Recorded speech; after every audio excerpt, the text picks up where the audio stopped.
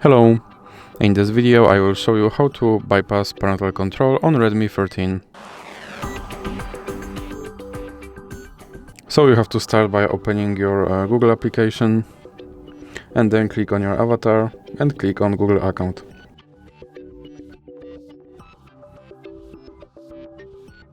Now click on Data and Privacy, and here you have to scroll down and click on Delete your Google account.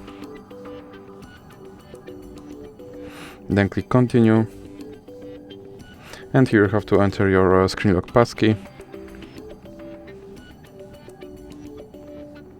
Now you have to scroll down again and check these two checkboxes. Then click Delete account. And now your Google account should be removed. So now let's open Google Play Store, for example. And click Sign In.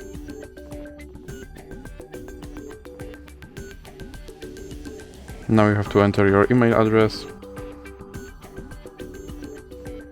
And as you can see, my account is deleted, so now I have to click Next to recover it.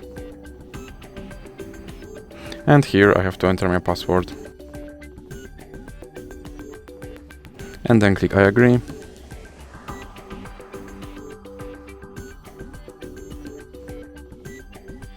And then scroll down and click Accept.